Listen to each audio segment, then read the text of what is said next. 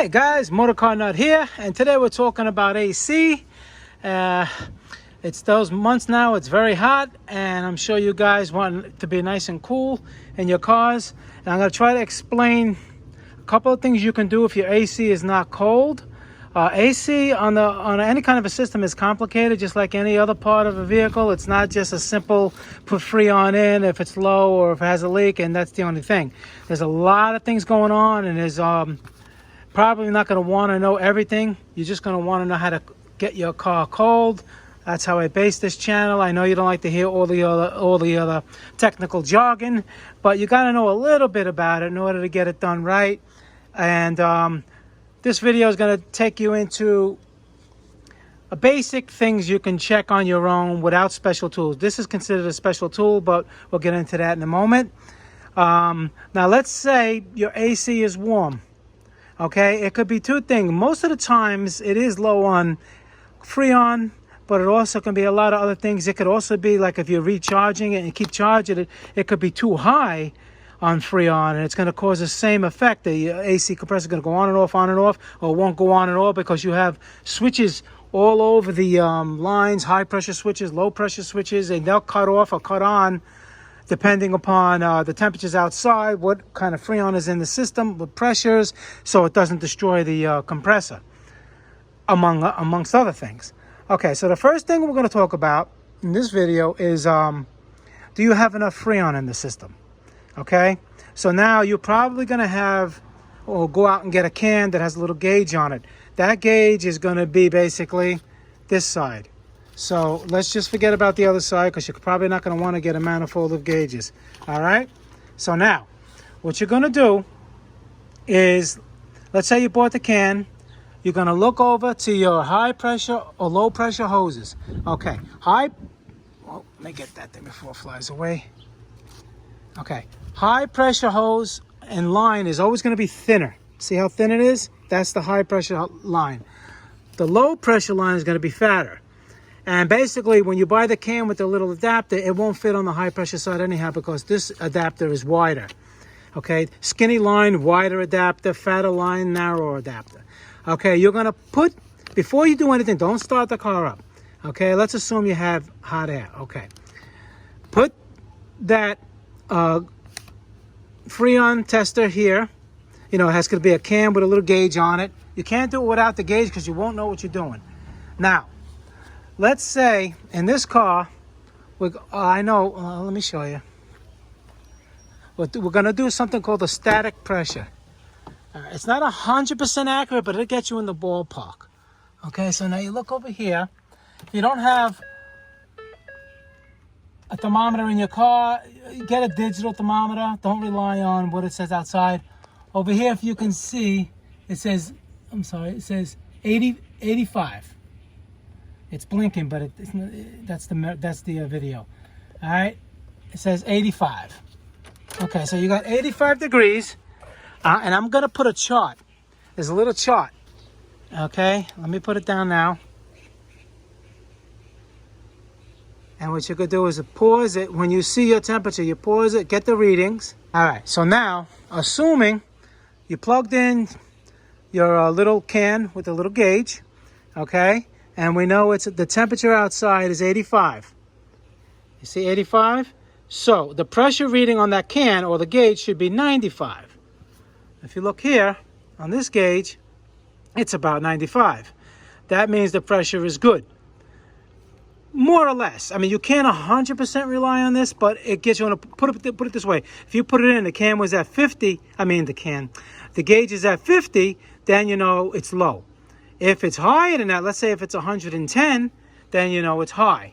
Okay, so that, when you stick in the can, you can know right away if you're in the ballpark, if it's too low or if it's too high.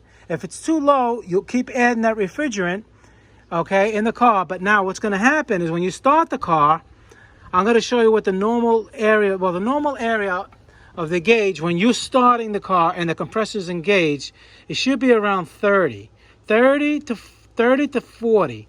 Okay, that's the range you want. You want closer to 30 as the cabin, let's say if it's 35, as the cabin gets really cold, it's going to start going down to 30.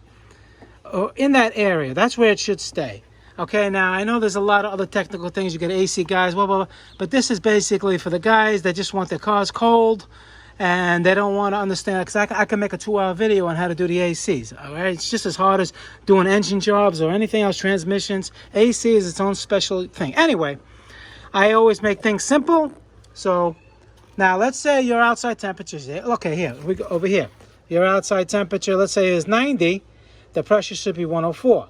Okay, you know, give or take. I mean, don't go crazy, but like, you know, it has to be in that realm. Let's say, like I said, if you know you got 85, and let's say if it's 70, you know it's lower.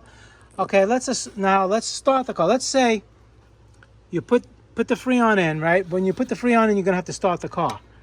All right, so let's start the car and I'll show you. Okay, get a gauge like this. Right now it says 90. All right, now we're gonna put it in the port. You want to be, let's say if it's 90, you want to be at least 20 degrees, 25 degrees colder coming out the vents than the outside temperature. Then you know it's working properly. Keep that there for now. Let's see what it's going to do.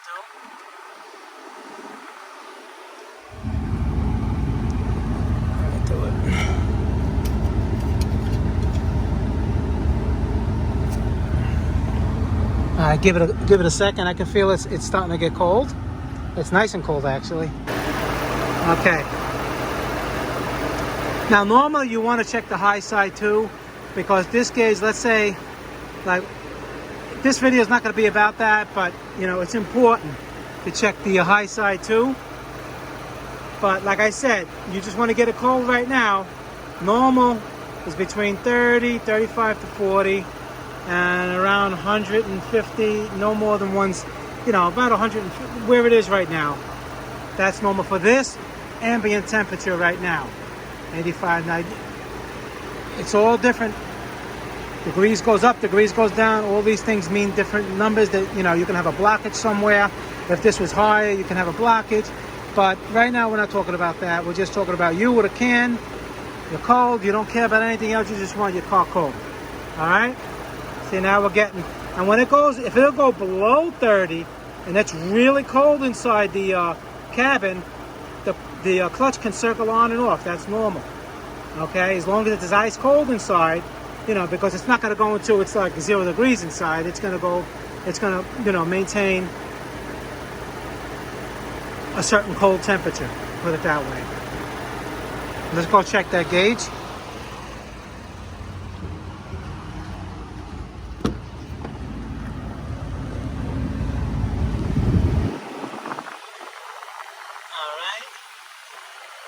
Around 50. It's going to probably go down even lower than that. Okay, and that's from 85 to 50. It's nice, and you can imagine how cold it is in there. Okay, now let's assume that you did put some freon in there and it wasn't getting cold. You shut the car off and you wait about 15 minutes. It has to stabilize. Okay, because right now if you look at it, it looks like it's only, you know, 45. The pressure in here, because it didn't stabilize. I mean, if you look at the other side, but we're not looking at that side. You're only going to have one little thing on the low. You're only going to have your little gauge on the low pressure. This is what you're looking at. All right, it has to stabilize back to where it was before, and then about 15 minutes, and then you see where you're at. If you're getting closer to that, you know, marker like I just told you. Let's say it's supposed to be 95 psi at 85 degrees outside, and it's 85 degrees outside, and you got 70 in there, and you had 40. Now you know you're going the right direction. You add a little bit more, you stop it, and then don't assume as soon as the clutch engages, everything is all right. You have to wait, okay? Because this is a static pressure test. You wait 15 minutes, and it should be what the chart tells you. I just showed you before, and you'll be good to go. And that's how you could do it that way. Now there's a lot of other areas. I'm going to do a couple of AC videos, general videos on things to check. So this is a static pressure check. Okay, is it 100% accurate? No, but it'll give you an idea. I mean, like I said, if you know what you're looking at, yes. But if you don't know what you're looking at, it's like a 75-25. but it's still better than not knowing nothing, right? You guys that don't want to learn, you know, just want your AC cold, this is the way to do it. All right, guys, Motorcarnut, please subscribe, hit the like button. Any questions, leave them below. I answer all my questions pertaining to the videos, and I'll see you guys in the next video. Thank you very much.